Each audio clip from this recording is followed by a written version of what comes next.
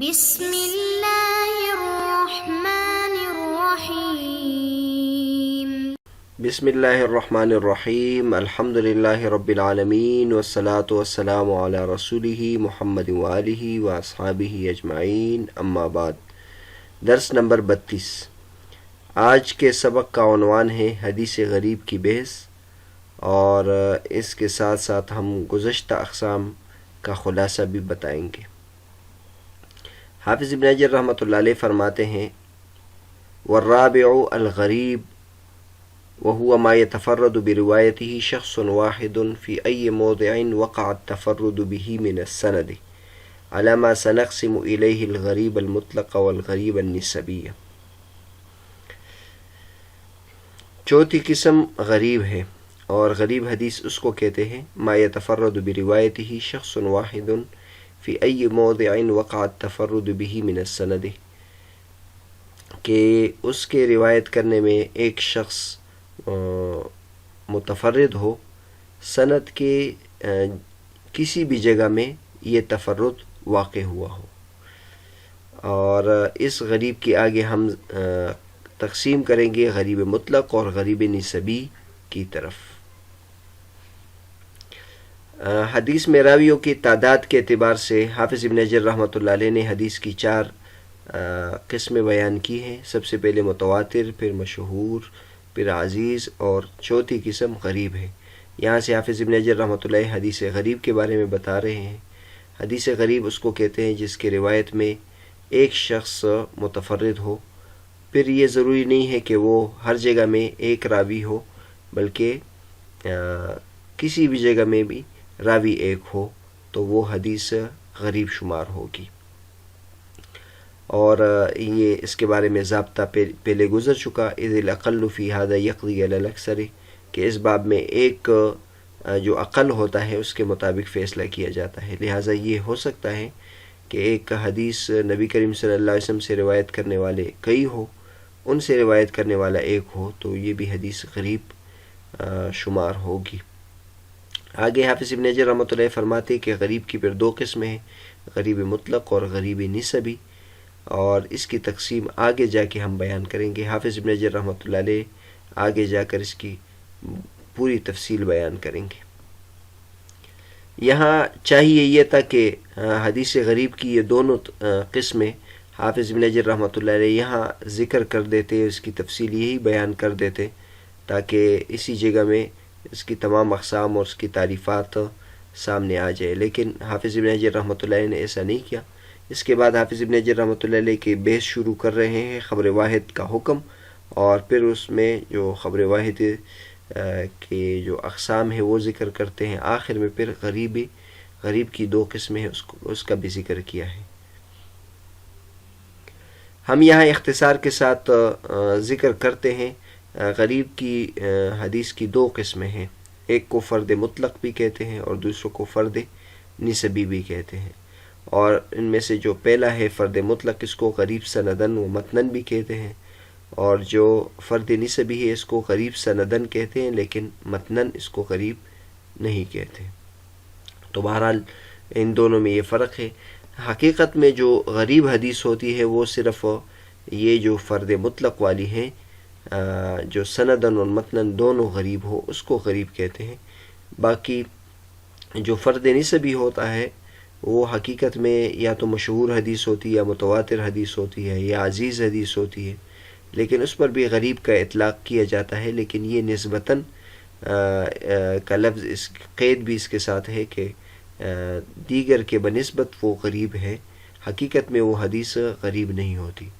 تو بہرحال غریب سندن و متنن اس کو فرد مطلق کہتے ہیں۔ اس کی تعریف یہ ہے ما يتفرد بروايته شخص واحد في أي موضع وقع التفرد به من السند، کہ جس کے روایت کرنے میں ایک شخص متفرد ہو، وہ سند، وہ جو تفرد ہے سند میں کسی جگہ میں بھی ہو سکتا ہے، جیسے ابھی تفصیل سے ہم نے بیان کر دیا۔ دوسری جو قسم ہے وہ غریب سندن ہے، لیکن متنن نہیں، اس کو فرد نسبی کہتے ہیں۔ اس کی تعریف یہ ہے هو الحديث الذي اشتهر لوروده من عدة طرق عن راو أو رواة ثم تفرد به راو فرواه من وجه آخر غير الراوي أو الرواة فرواه من وجه آخر غير الراوي أو الرواة الذين اشتهر عنهم الحديث. غریب سندن غریب نسبی کی تعریف یہ وہ حدیث ہے جو کئی طرق کے ساتھ مشہور ہو، ایک راوی سے کئی طرق کے ساتھ مشہور ہو یا کئی راویوں سے کئی طرق کے ساتھ یہ منقول ہو، لیکن پھر اس کے بعد ایک راوی وہ متفرد ہو اور اس کو ایک اور طریقے سے بھی نقل کرے جن سے یہ حدیث مشہور ہے اور مروی ہے. بہرحال حدیث جو غریب نسبی ہیں وہ اس کو کہتے ہیں کہ ایک حدیث کئی طرق کے ساتھ منقول ہو، لیکن پھر آگے جا کر اس کے ایک طریق میں اس کو ایک راوی ایسے طریق کے ساتھ نقل کرے جو دیگر اس کو اس طریق کے ساتھ نقل نہیں کرتے، تو اس پر بھی غریب کا اطلاق ہوتا ہے، لیکن اس پہ غریب کا اطلاق اس خاص طریق کے مطابق ہوتا ہے. اصل حدیث تو کئی روات سے منقول ہوتا ہے، وہ حدیث غریب نہیں ہوتی. یہاں تک حدیث کی جو راویوں کی تعداد کے اعتبار سے اقسام کی بحث تھی وہ ختم ہو گئی، متواتر، مشہور، عزیز اور غریب. البتہ یہاں آگے جو بحث شروع ہو رہی ہے، چونکہ وہ ایک الگ بحث ہے، اس لیے اس کو ہم علیحدہ ذکر کریں گے، علیحدہ سبق میں ذکر کرتے ہیں. یہاں پھر یہ کرتے ہیں کہ ابھی تک جتنے اسباق ہوئے ہیں اس کا خلاصہ ذکر کرتے ہیں، کیونکہ یہ تقریباً ایک بحث مکمل ہو گئی ہے. تو ابھی تک جو اسباق تھے، جو مباحث ہیں، اس کا خلاصہ یہ ذکر کرتے ہیں. نمبر 1 ہم نے علم الحدیث روایتاً کی تعریف پڑھی تھی، تو اس کو آپ یاد کر لیں، اور یہ آسانی کے لیے آپ کے سامنے یہ تعریف ذکر کی گئی ہے. وہ ہوا علم یشتمل علی اقوال النبی صلی اللہ علیہ وسلم وافعالہ و روایتها و ضبطها. علم روایت الحدیث اس کو کہتے ہیں جو نبی کریم صلی اللہ علیہ وسلم کے اقوال، افعال، روایت اور اس کے ضبط پر مشتمل ہو. دوسری حدیث جو علم الحدیث درایتاً ہے، اس کی تعریف یہ، یعنی ہمارے جو اصول حدیث کی کتاب ہیں اس میں جو مباحث ہوتے ہیں وہ یہ ہیں. هو علم بقوانین یعرف بها احوال السند والمتن من حیث القبول او الرد. علم الحدیث درایتاً اس علم کو کہتے ہیں جس میں وہ قوانین پہچانے جاتے ہیں جس کے ان قوانین کے بارے میں بحث ہوتی ہے جن قوانین کے ذریعے سے سند اور متن کے احوال معلوم کیے جاتے ہیں قبولیت اور رد کے اعتبار سے. یعنی وہ اصول، وہ قوانین معلوم ہوتے ہیں جس کی وجہ سے سند اور متن مقبول ہوتا ہے یا مردود ہوتا ہے، اس کے بارے میں بحث ہوتی ہے. اور حدیث کی اصطلاحی تعریف یہ ہے: ما اضیف الی النبی صلی اللہ علیہ وسلم من قول او فعل او وصف خلقی او خلقی وکذا ما اضیف الی الصحابی والتابعی.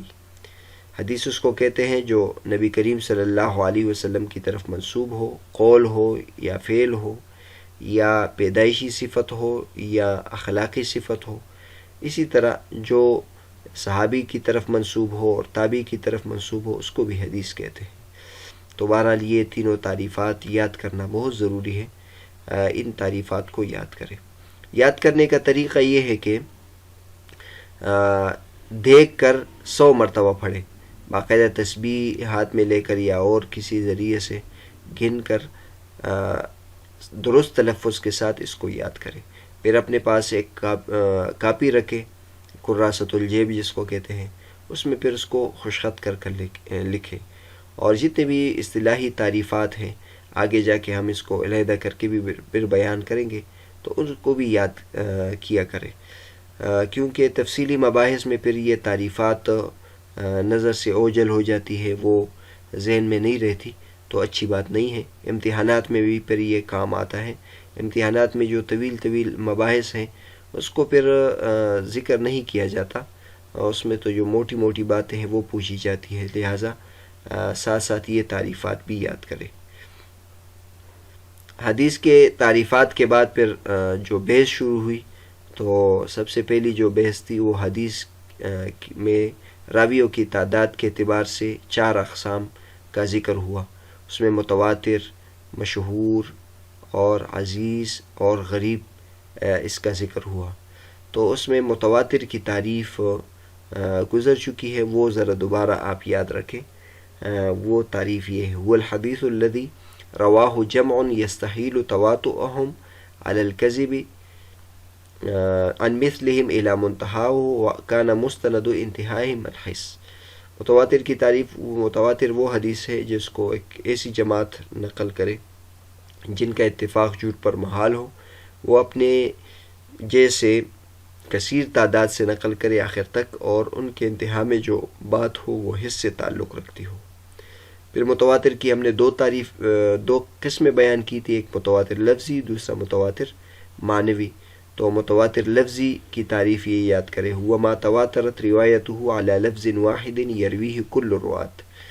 متواتر لفظی اس کو کہتے ہیں کہ ایک لفظ ایک طریقے سے اور ایک لفظ میں وہ روایت متواتر ہو اور وہی لفظ ہر راوی روایت کرے، تو اس کو متواتر لفظی کہتے ہیں. اور ایک متواتر معنوی ہے. متواتر معنوی اس کو کہتے ہیں ان ينقل جماعة يستحيل تواطؤهم على الكذب وقائع مختلفة تشترك كلها في امر معین.